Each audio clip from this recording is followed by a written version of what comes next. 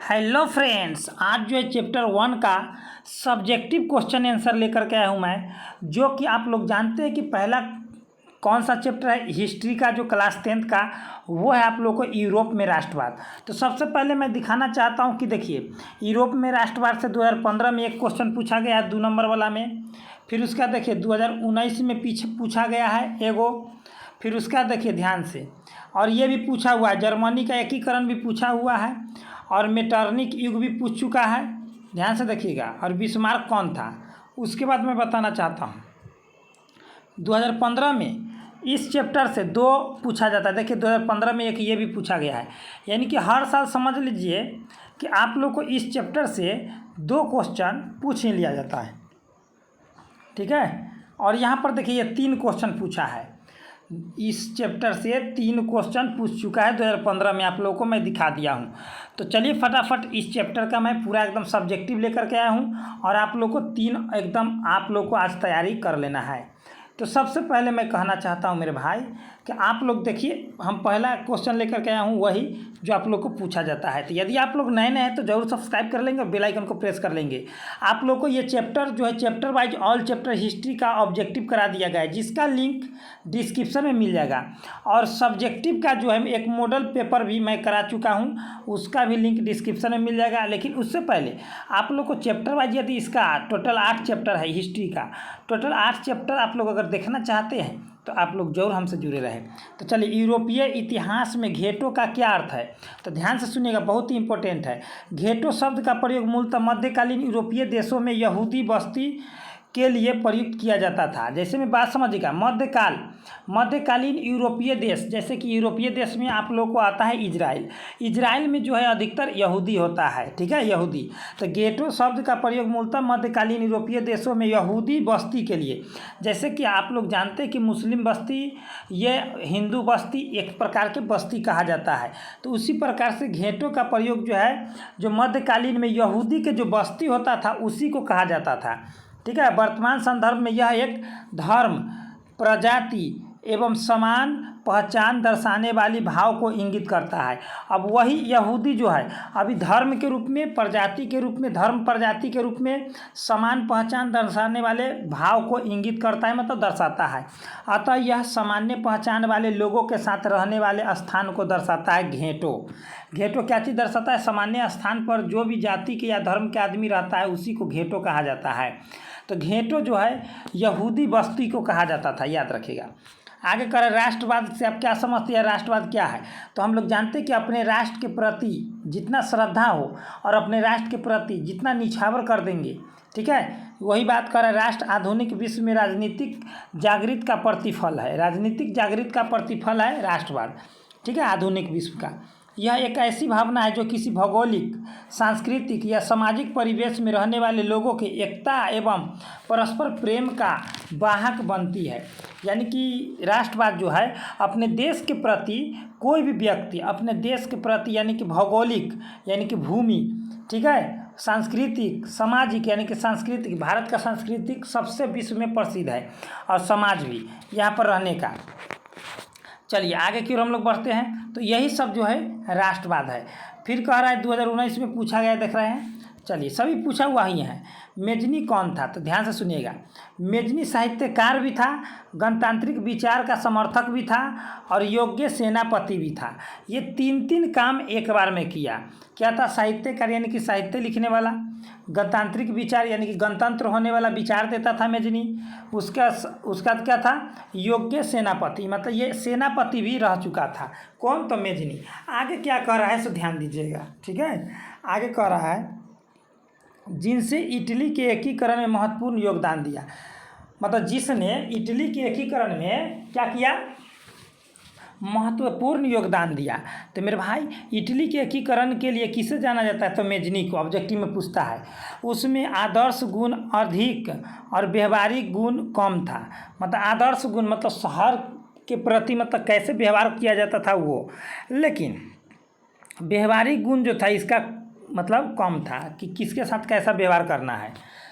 हाँ, Mazzini Italy में राष्ट्रवादियों के गुप्त दल कार्बोनरी का सदस्य था। तो पूछेगा कि इटली के मेजनी जो था इटली के कौन सा गुप्त दल का सदस्य था? कार्बोनरी एक गुप्त दल था इटली के, जो राष्ट्रवादी गुप्त दल था उसका कौन सदस्य था? तो मेजनी था, याद रखिएगा। फिर आया करा 1845 में मेटरनिख की पराजय के बाद मेजनी ने पुनः इटली आकर इटली के एकीकरण का प्रयास किया, किंतु इस बार भी वह असफल रहा और फिर वहाँ से इटली से क्या हो गया? पलायन हो गया। यानी कि 1845 में जब मेटरनिख के पराजय हो गया तो वो जो था कौन? मेजनी फिर से चला आया इटली आकर के फिर एकीकरण करने का प्रयास किया, लेकिन फिर भी इस बार भी असफल हुआ, फिर से वो भाग गया। पलायन मतलब भाग जाना। अब क्या कर रहा है? कह रहा है कि जर्मनी के एकीकरण की बाधाएं क्या थी? तो जर्मनी के एकीकरण जो है, तो जर्मनी में लगभग 300 छोटे बड़े राज्य थे। 300, सोचिए 300। भारत में भी कितने? 28 राज्य हैं और 8 केंद्र शासित प्रदेश है ना। तो यहाँ पर छोटे बड़े 300 राज्य थे। उसमें से धार्मिक, राजनीतिक तथा सामाजिक विषमताएं भी मौजूद थी। ठीक है, जर्मनी में उनमें जर्मन राष्ट्रवाद का भावना का भी अभाव था। मतलब जर्मनी में जो है राष्ट्रवाद का भावना ही नहीं था कि हमारा ये देश है, ये है, वो है, जिसके कारण एकीकरण का मुद्दा उनके समक्ष नहीं था। यही बाधा हो गया इटली का एकीकरण का, जर्मनी के एकीकरण का बाधा हो गया। आगे कराए मेटरनिख युग क्या है? तो मेटरनिख के समय में जो कुछ भी हुआ उसी को हम लोग एक तरह से मेटरनिख युग कहेंगे। लेकिन वियना कांग्रेस के उद्देश्य यूरोप में पुनः उसी व्यवस्था को कायम करना था जिसे नेपोलियन युद्धों और विजयों से अस्त व्यस्त कर दिया। तो नेपोलियन जो था यूरोप में क्या किया था ना कि पूरा के पूरा एकदम यूरोप को तहस नहस कर दिया। लेकिन मेटरनिख जो था वो वियना कांग्रेस यूरोप में सम्मेलन किया और उसके सम्मेलन के अंतर्गत जो मतलब कीजिए बेकार कर दिया था। ठीक है, कहाँ के? तो यूरोप के जितना चीज़ का बेकार कर दिया था उसको सुधारना चाहता था मेटरनिख। इसका नेतृत्व ऑस्ट्रिया के चांसलर मेटरनिख ने किया। मतलब इसका नेतृत्व जो है किसका? तो वियना कांग्रेस के जो नेतृत्व किया था वो कौन किया था? तो मेटरनिख क्या था? तो ऑस्ट्रिया के चांसलर था। 1815, इसलिए 1815 से 1848 तक इस काल को यूरोप में मेटरनिख युग के नाम से जाना जाता है। तो मेटरनिख जो था 1815 से 1848 तक, ठीक है, यूरोप में शासन किया। तो उसी के काल को मेटरनिख युग कहा जाता है। मतलब उसी को रहने सहने का जो समय हुआ उसी को। अब कह रहा है कि बिस्मार्क कौन था? बहुत ही इंपॉर्टेंट है मेरे भाई। एक बार मैं स्क्रीनशॉट लेने का भी ऑप्शन दूंगा।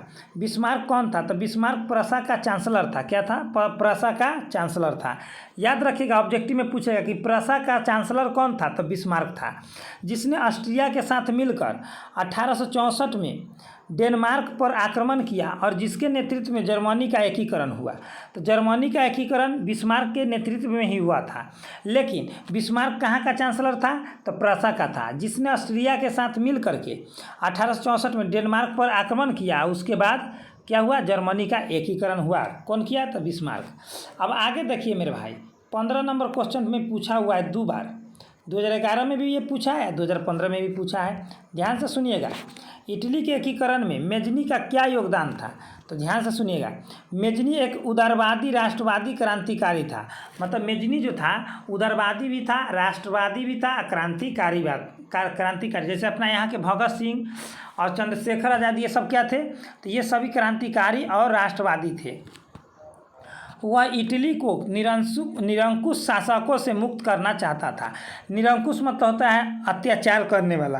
तो इटली में बहुत अत्याचार करता था जितना शासक, उन सभी से मुक्त करना चाहता था। कौन? तो मेजनी। और उसे एक एकीकृत गणतंत्र के रूप में देखना चाहता था। तो मतलब इटली को जो था बांटले था, ठीक है, तो उनसे बचाने के लिए, निरंकुश शासक बचाने के लिए उसको एकीकृत गणतंत्र के रूप में देखना चाहता था। कौन? तो मेजनी। वह योग्य सेनापति के साथ साथ गणतांत्रिक विचारों का समर्थक भी था। मतलब वो सेनापति तो था ही, आप लोग पहले भी पढ़े थे मेजनी के बारे में। और वो गणतांत्रिक के विचारों का समर्थन भी करता था कि गणतंत्र होना चाहिए। अपने उद्देश्य की पूर्ति के लिए उसने यंग इटली नामक संस्था का स्थापना किया। तो पूछेगा यंग इटली का स्थापना किसने किया? था मेजनी। यंग इटली तो मेजनी। ऑब्जेक्टिव में आप लोग को पूछेगा मेरे भाई, एकदम 100% पूछेगा, यंग इटली तो मेजनी। चलिए सब्जेक्टिव में से एक एक उठा कर रख देता है, ऑब्जेक्टिव हो जाएगा। उग्र राष्ट्रवादी विचारों के कारण मेजनी को क्या होकर के निर्वासित होकर इंग्लैंड जाना पड़ा और वहीं से अपने लेखों एवं, इसलिए इनको कहा जाता है, ठीक है, लेखों एवं रचनाओं के जरिए इटली के एकीकरण का आंदोलन प्रेरित करता रहा। मेजनी को इटली के एकीकरण का पैगंबर कहा जाता है। तो पूछेगा कि इटली के एकीकरण का पैगंबर किसे कहा जाता है? तो मेजनी को। किसको कहा जाता है? मेजनी को। आगे देखिए, जर्मनी के एकीकरण में बिस्मार्क की भूमिका का संक्षिप्त विवरण दे। तो यहाँ पर 2012 और 14 में पूछा हुआ है। तो क्या कहा? जर्मनी के एकीकरण में बिस्मार्क की भूमिका क्या था? तो जर्मनी के एकीकरण में सबसे महत्वपूर्ण भूमिका बिस्मार्क की रही। तो बिस्मार्क का सबसे बड़ा भूमिका रहा जर्मनी के एकीकरण में। कैसे रहा? तो उसने सुधार एवं कूटनीति के तहत एकीकरण का प्रयास किया। मतलब सुधार और कूटनीति के तहत, ठीक है, प्रयास किया था एकीकरण का। किसका एकीकरण का? तो जर्मनी के। वह प्रसा का चांसलर था। तो पूछेगा कि, ठीक है, बिस्मार्क कहाँ का चांसलर था? तो प्रसा का। ऑब्जेक्टिव में पूछता है कि प्रसा का चांसलर कौन था? तो बिस्मार्क था। कौन था? बिस्मार्क। और ये भी अब ऑब्जेक्टिव पूछता है, रक्त और लौह नीति का पालन किसने किया, या लौह और रक्त नीति को किसने अपनाया? तो मेजनी ने अपनाया, सॉरी, बिस्मार्क ने अपनाया। लौह और रक्त नीति या रक्त और लौह नीति किसने अपनाया? तो बिस्मार्क। मार्क तो लौह और नीति। सर्वप्रथम उसने, मतलब किसने? तो बिस्मार्क ने फ्रांस और ऑस्ट्रिया से संधि कर डेनमार्क पर अंकुश लगाया। देखिए ध्यान से सुनिएगा, सबसे पहले फ्रांस और ऑस्ट्रिया से संधि पर डेनमार्क पर अंकुश लगाया, यानी कि रोक दिया। 1864 में उसने डेनमार्क पर आक्रमण, ठीक है, डेनमार्क पर आक्रमण कर स्लेस्विंग और हाल्स्टाइन को अपने अधीन कर लिया। तो स्लेस्विंग और हाल्स्टाइन को अपने अधीन किसने किया? तो बिस्मार्क ने फ्रांस से संधि कर 1866 में सेडोवा के युद्ध में ऑस्ट्रिया को पराजित किया। तो सेडोवा के युद्ध जब हुआ था तो उस समय में बिस्मार्क जो है किसके साथ संधि किया? तो फ्रांस के साथ। कब? 1866 में। आगे क्या करा? अंततः 1870 में सेडोन का युद्ध में फ्रांस को पराजित कर फ्रैंकफर्ट की संधि, और ठीक है, फ्रैंकफर्ट की संधि कब हुआ? तो फ्रांस के, ठीक है, फ्रांस के पराजित के बाद फ्रैंकफर्ट की संधि हुई और फ्रांस के अधीनता में वाले सारे राज्य को जर्मनी में मिलाकर जर्मनी का एकीकरण पूरा कर लिया गया। आज के डेट में देखबे करते हैं। आगे देखिए, ये गर्दा का पूछा हुआ है। क्या कह रहा है कि 13 में, 14 में, 19 में, 20 में पूछा गया है। 1848 की फ्रांसीसी क्रांति का क्या कारण था? तो इसका कारण था 1848 के फ्रांसीसी क्रांति का प्रमुख कारण निम्नलिखित था, ठीक है। एक में लुई फिलिप की नीति की असफलता। लुई फिलिप की नीति जो था असफल हो गया, ठीक है। उसका क्या करा है? मध्यम वर्ग का शासन पर प्रभाव, मध्यम वर्ग जो था उसका शासन पर प्रभाव पड़ गया। राजनीतिक दलों में संगठन का अभाव हुआ, यानी कि राजनीतिक दल जो था उसका संगठन कभी भी नहीं बन पाया। अभाव मतलब नहीं बनना, ठीक है। समाजवाद का प्रसार, यानी कि समाजवाद का प्रसार नहीं हो पाया। आगे देखिए क्या कह रहा है सो, इस क्रांति का सबसे महत्वपूर्ण कारण लुई फिलिप की नीति और जनता में उसके प्रति असंतोष था। तो लुई फिलिप बहुत बेकार था, इसलिए ये नहीं हो पाया। वह जनता की तत्कालीन समस्याओं को सुलझाने में असमर्थ रहा, जिसके कारण क्रांति का सूत्रपात हुआ। इसी के कारण जो है क्रांति हुआ। 1848 में फ्रांसीसी क्रांति हुआ, ठीक है। लुई फिलिप जो है वहाँ के जनता के जो है कष्ट को सुलझा नहीं पाया, इसी के कारण। चलिए अब लास्ट हम लोग चलते हैं। लास्ट है ये क्या कह रहा है, ये 2014 और 15 में पूछा गया है। गैरिबाल्डी के कार्य की चर्चा करें। तो हमारे प्यारे दोस्त ध्यान से सुनिएगा। ज्यूसेप गैरिबाल्डी, पूरा नाम क्या है गैरिबाल्डी का? ज्यूसेप गैरिबाल्डी का जन्म 1807 ईस्वी में नीस नामक नगर में हुआ था। निस नामक नगर में हुआ था। गरिबाल्डी का जन्म कहाँ ये कब हुआ था? 1807 में। कहाँ हुआ? तो निस नामक जगह में हुआ। कहाँ हुआ? निस नामक जगह में हुआ। ऑब्जेक्टिव में पूछ सकता है और ये पूछने की संभावना भी है मेरे भाई, पूछने की संभावना भी है। तो चलिए हम लोग आगे की ओर बढ़ते हैं फटाफट। क्या कह रहा है कि वह मेजनी के विचारों का समर्थक था। गरिबाल्डी जो था, ठीक है, ये मेजनी के विचार के समर्थक था। ऑब्जेक्टिव में पूछेगा कि मेजनी के विचार के समर्थक कौन था? तो गरिबाल्डी था। परंतु बाद में काबूर के प्रभाव में आकर संवैधानिक राजतंत्र का समर्थन बन गया। यानी कि संवैधानिक राजतंत्र का बाद में काउंटर काबूर के सिद्धांत पर गरिबाल्डी चलने लगा। गरिबाल्डी किसके सिद्धांत पर चलने लगा? तो काउंटर काबूर के। याद रखिए, पूरा नाम है उनका काउंटर काबूर। 1862 में गरिबाल्डी ने रोम पर आक्रमण की योजना बनाई। तो रोम पर आक्रमण की योजना 1862 में किसने बनाया? तो गरिबाल्डी ने। काबूर ने गरिबाल्डी के इस अभियान का विरोध करते हुए रोम की रक्षा के लिए पीडमाउंट, ठीक है, पीडमाउंट की सेना भेजी। तो इसी के विरोध में काउंटर काबूर ने गरिबाल्डी के इस अभियान का विरोध करते हुए रोम के रक्षा के लिए पीडमाउंट का एक सेना भेजी। ठीक है, गरिबाल्डी ने अपने कर्मचारियों तथा स्वयंसेवकों की सशस्त्र सेना बनाई। ठीक है, ये अपना मतलब एक स्वयं सेना बनाया है कर्मचारी का। उसने अपने सैनिकों को लेकर इटली के प्रांत सिसिली तथा नेपल्स पर आक्रमण किए। सिसिली और नेपल्स पर कौन आक्रमण किया? इटली के प्रांत दो था, एक सिसिली था और एक नेपल्स था। इस पर किसने आक्रमण करवाया? तो गरिबाल्डी ने करवाया।